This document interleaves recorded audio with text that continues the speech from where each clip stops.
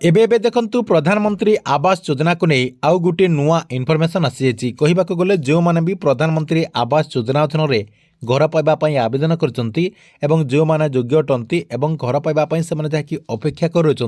से पंचायतीराज विभाग पक्षर आज गोटे बहुत बड़ घोषणा करा जायछि जहाँकि पंचायतीराज मंत्री रवीन्द्र नारायण नायक आज गोटे बहुत बड़ घोषणा करछंती एवं से कहते जे प्रधानमंत्री आवास योजनार जो वर्कड रही से वर्कडी यही जनवरी मासरे दियाजिबो अर्थात पंचायतीराज विभाग पक्षर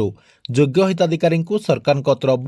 नुआ वर्ष उपहार हिसाब से प्रधानमंत्री आवास योजना अधीन में वर्कडी दियाजिबो बोली माननीय मंत्री जहाँकि आज सूचना देते तेबे क्यों मानू सरकार तरफ यही जनवरी मासरे प्रधानमंत्री आवास योजना अधीन में घर दिज्व एवं केते हिताधिकारी घर दिज्व से नहीं कौन इनफर्मेशन रही देखंतु आपण को गोटे गोटे करी जणे दउची ता पूर्व वीडियो को गोटे लाइक कर दियंतु एवं जो माने चैनल टी को सब्सक्राइब करना चैनल टी को सब्सक्राइब कर दियंतु जहा द्वारा गवर्नमेंट सब नुआ नुआ योजना गुड़िकर अपडेट गुड़िक आपण जहाँकि आमर ये चैनल माध्यम प्रथमे जानीपारे।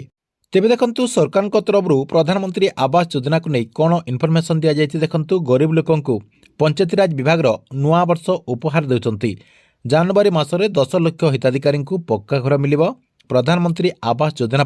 37 लाख आवेदन होइछि तांको भितरु 34 लाख को सर्टलिस्ट करा जायछि जहाँकि केंद्र सरकार तरफ तांकरी लिस्ट मध्य पठे दिया जायछि जहाँकि पूर्वरु पंचायतीराज मंत्री घोषणा करथिले जे आउ रहिबनी बिजु पक्का घर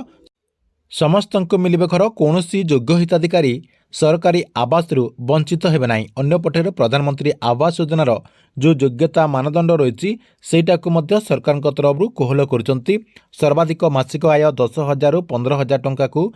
वृद्धि करचंती एवं पूर्वर जो आपणकर मानदंड रही से मानदंड अनेक जहाँकि परिवर्तन करा जायछि। पूर्वर आपणकर हिताधिकारी मानकर सर्वाधिक आय 10,000 टंका रखा जायतिला एबे ताहाकु 15,000 टंका को वृद्धि करा जायछि एवं जो मानकर 2 चकिया गाड़ी आपणकर फ्रिज लैंडफोन प्रधानमंत्री आवास योजना अधीन में घर पाइपर यह सब आपणकर सामग्री थिले मध्य आपण जहाँकि घर पाइपर। यह सहित कहुचे जो मैंने दिव्यांग अटंती से घर पाइपर जो पुआ भिन्न ही रही बापा जदि पुआ भिन्न रही ताले से आवास योजना अधीन में घर दिज्व।